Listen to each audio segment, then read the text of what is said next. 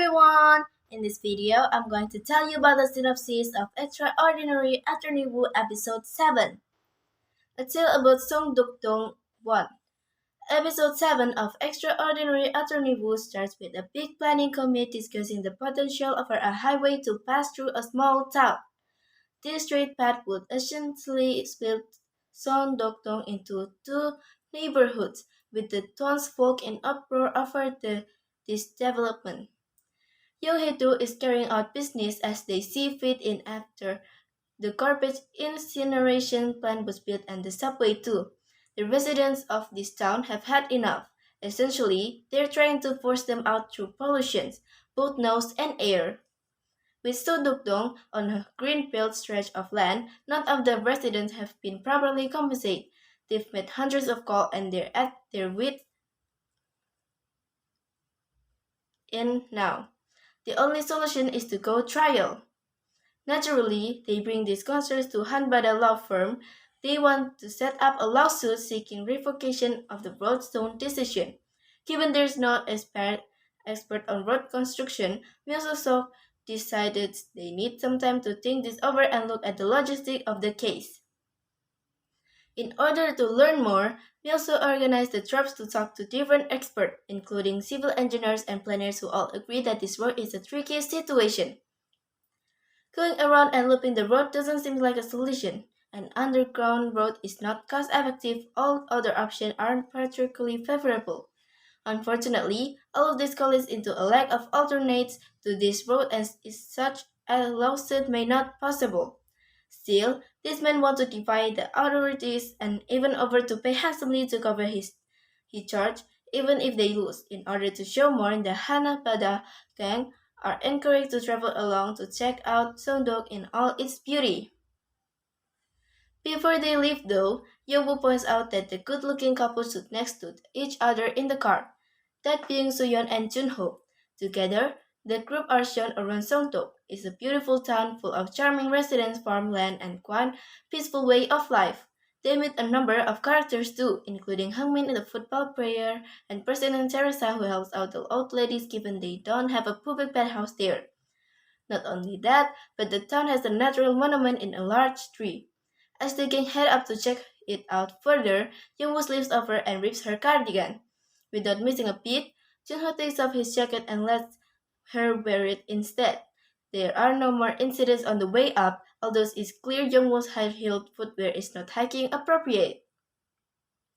At the top, there's even a violin player to greet them. Shout out to all those who watch Do You Like Worms, which feel like a neat little Easter egg for Park and Bin hit.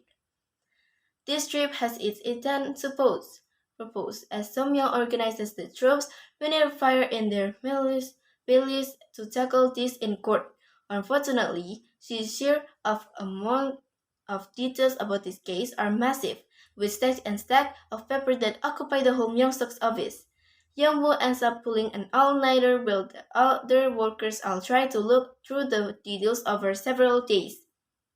In the office though, Sooyoung realizes Jungho is being super attentive to Youngwoo and asks her why she's acting oblivious. Junho likes you, Youngwoo. Youngwoo had convinced herself that that's not true, finding out how Junho hurriedly changed the subject when she interrogated him last episode. Youngwoo also brings up her autism and how Sooyeon is a good-looking woman, so it's difficult for Youngwoo to compete. Sooyeon tells her to stop being weak-minded and walks away. In court, the Hanmara team get their first glimpse of Attorney Taesumi. She's known as the King and is going to be the prosecutor for this case.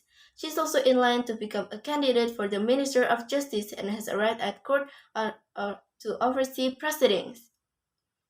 When the case gets underway, we also bring up the different route, but the prosecution have a number of handy animations, including the judge dressed up and heading out for a drive through town. All three routes are animated, escaping the excuse and turning everything into a bit of a joke. Taesumi then brings up a regional chauvinism which emphasizes the resident to suddenly stand up and hit back.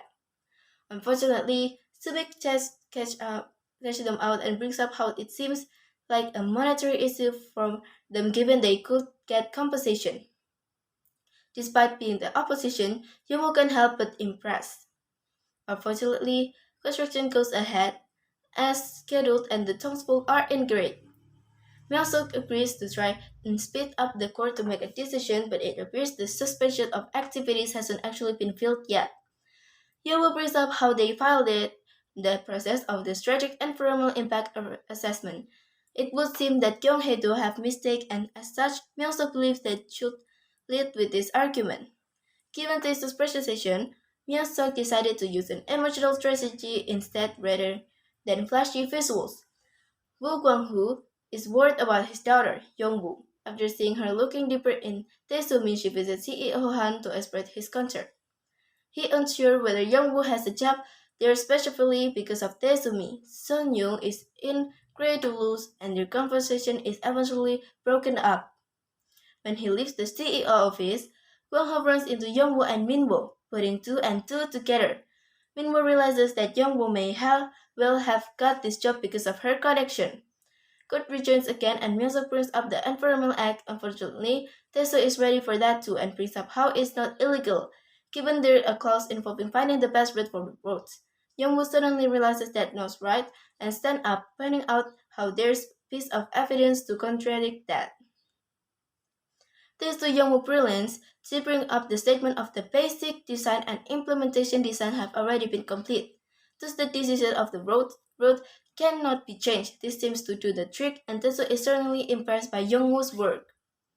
Seung realizing that Junho has feeling for Youngwoo, offers up her seat with Junho. When they drive off, Minwoo opens up about how Youngwoo has got his job through connection with the CEO. Seon shrugs it off and brings up the CEO position being inherited. Minwoo wants to fight back and decided that she is weak and should be attacked just like everyone else regardless of her autism.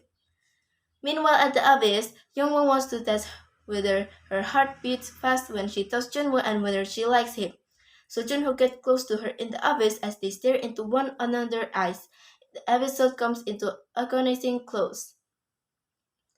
During the epilogue, Youngwoo heads back to see her father. Her brings up how CEO had Sun Young in his friend and they were close in school.